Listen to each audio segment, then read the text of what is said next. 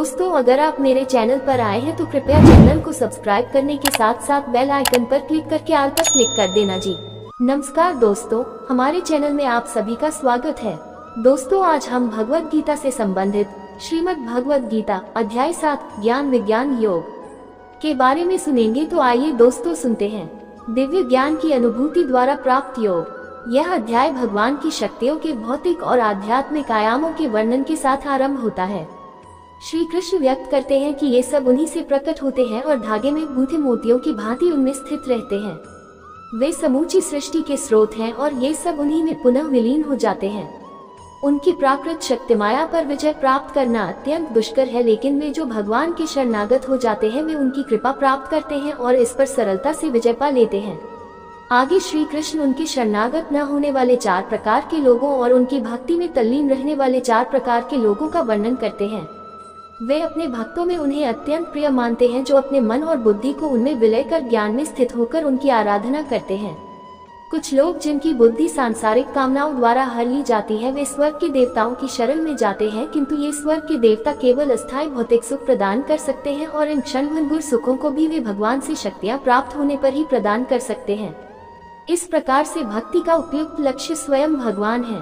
श्री कृष्ण पुष्टि करते हैं कि वे परम सत्य और अंतिम गंतव्य या सिद्धि है और सर्वज्ञ, सर्वव्यापक और सर्वशक्तिमान जैसे शाश्वत दिव्य गुणों से संपन्न हैं, क्योंकि उनका वास्तविक स्वरूप उनकी दिव्य योगमाया शक्ति के आवरण द्वारा आच्छादित रहता है और इसलिए उनके अविनाशी दिव्य स्वरूप को सब नहीं जान सकते।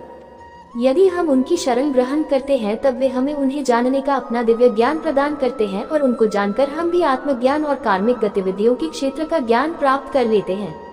परम प्रभु ने कहा, हे अर्जुन, अब ये सुनो कि भक्ति योग के अभ्यास द्वारा और मेरी शरण ग्रहण कर मन को केवल मुझ में अनुरक्त कर और संदेह मुक्त होकर तुम मुझे कैसे पूर्णतया जान सकते हो। अब मैं तुम्हारे समक्ष इस ज्ञान और विज्ञान को पुनर्तः प्रकट करूंगा, जिसको जान लेने पर इस संसार में तुम्हारे जानने के लिए और कुछ शेष नहीं रहेगा। हजारों में से कोई एक मनुष्य सिद्धि के लिए प्रयत्न करता है और सिद्धि प्राप्त करने वालों में से कोई एक विरला ही वास्तव में मुझे जान पाता है। पृथ्वी, जल, अग्नि, वायु, आकाश, मन, बुद्धि और अहंकार, ये सब मेरी प्राकृत शक्ति के 8 तत्व हैं। ये मेरी अपराशक्तियां हैं, किंतु हे महाबाहु अर्जुन, इनसे अतिरिक्त मेरी पराशक्ति है। ये जीव शक्ति है जिसमें देहधारी आत्माएं जीवन रूप सम्मिलित हैं, जो इस संसार के जीवन का आधार है। ये जान लो कि सभी प्राणी मेरी इन 2 शक्तियों द्वारा उत्पन्न होते हैं। मैं संपूर्ण सृष्टि का मूल कारण हूँ और ये पुनः मुझ में विलीन हो जाती है। हे अर्जुन, मुझसे श्रेष्ठ कोई नहीं है। सब कुछ मुझ पर उसी प्रकार से आश्रित है जिस प्रकार से धागे में गुंथे मोती। हे कुंती पुत्र, मैं ही जल का स्वाद हूँ, सूर्य और चंद्रमा का प्रकाश हूँ। मैं वैदिक मंत्रों में पवित्र अक्षर ओम हूँ। मैं ही अंतरिक्ष की ध्वनि और मनुष्यों में सामर्थ्य हूँ। मैं पृथ्वी की शुद्ध सुगंध और अग्नि में दमक हूँ। मैं सभी प्राणियों में जीवन शक्ति हूँ और तपस्वियों का तप हूँ। हे अर्जुन, ये समझो कि मैं सभी प्राणियों का आदि बीज हूँ। मैं बुद्धिमानों की बुद्धि और तेजस्वियों का तेज हूँ। हे भरत श्रेष्ठ, मैं बलवान पुरुषों का काम और आसक्ति रहित बल हूँ। मैं वो काम हूँ जो धर्म या धर्म ग्रंथों की आज्ञाओं के विरुद्ध नहीं है। 3 प्रकार के प्राकृतिक गुण, सतोगुण, रजोगुण और तमोगुण, मेरी शक्ति से ही प्रकट होते हैं। ये सब मुझ में है, लेकिन मैं इनसे परे हूँ। माया के 3 गुणों से मोहित इस संसार के लोग मेरे नित्य और अविनाशी स्वरूप को जान पाने में असमर्थ होते हैं।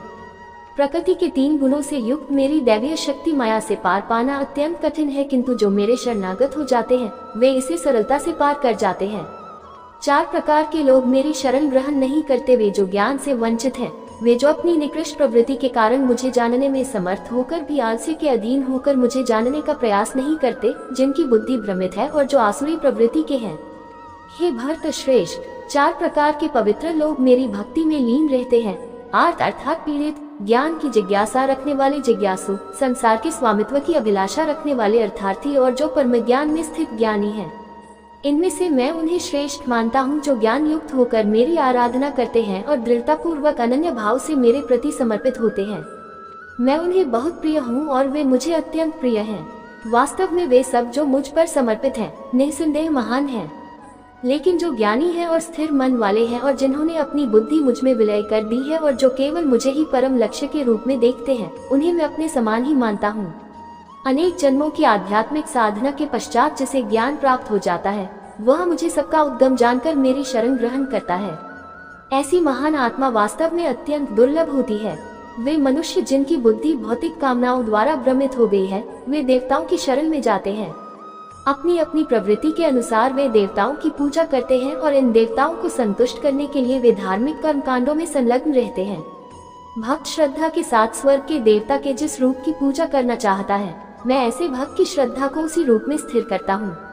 श्रद्धायुक्त होकर ऐसे भक्त विशेष देवता की पूजा करते हैं और अपनी वांछित वस्तुएं प्राप्त करते हैं, किंतु वास्तव में ये सब लाभ मेरे द्वारा ही प्रदान किए जाते हैं।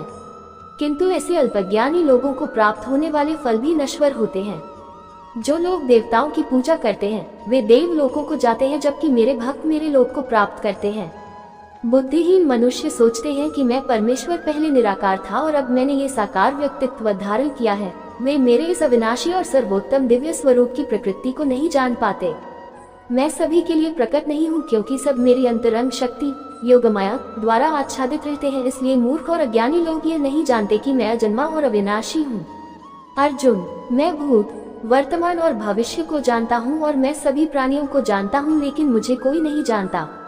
हे भरतवंशी, इच्छा तथा घृणा के द्वंद्व मोह से उत्पन्न होते हैं। हे शत्रु विजेता, भौतिक जगत में समस्त जीव जन्म से इन्हीं से मोहग्रस्त होते हैं। लेकिन पुण्य कर्मों में संलग्न रहने से जिन व्यक्तियों के पाप नष्ट हो जाते हैं, वे मोह के द्वंद्वों से मुक्त हो जाते हैं। ऐसे लोग दृढ़ संकल्प के साथ मेरी पूजा करते हैं। जो मेरी शरण ग्रहण करते हैं वे बुढ़ापे और मृत्यु से छुटकारा पाने की चेष्टा करते हैं। वे ब्रह्म, अपनी आत्मा और समस्त कार्मिक गतिविधियों के क्षेत्र को जान जाते हैं। वे जो मुझे अधिभूत प्रकृति के तत्व के सिद्धांत और अधिदेव देवतागण तथा अधियज्ञ यज्ञों के नियामक के रूप में जानते हैं, ऐसी प्रबुद्ध आत्माएं सदैव यहाँ तक कि अपनी मृत्यु के समय भी मेरी पूर्ण चेतना में लीन रहती हैं। उम्मीद करते हैं दोस्तों आपको ये भगवत गीता से संबंधित श्रीमद् भगवत गीता अध्याय 7 ज्ञान विज्ञान योग के विचार सुनने में अच्छे लगे होंगे जी। दोस्तों आपको ये विचार सुनने में अच्छे लगे हैं तो कृपया करके चैनल को सब्सक्राइब जरूर करें। इसी के साथ विदा लेते हैं दोस्तों। कल फिर भगवत गीता का इससे अगला भाग लेकर हाजिर होंगे। तब तक सभी दोस्तों को जय श्री कृष्णा जी।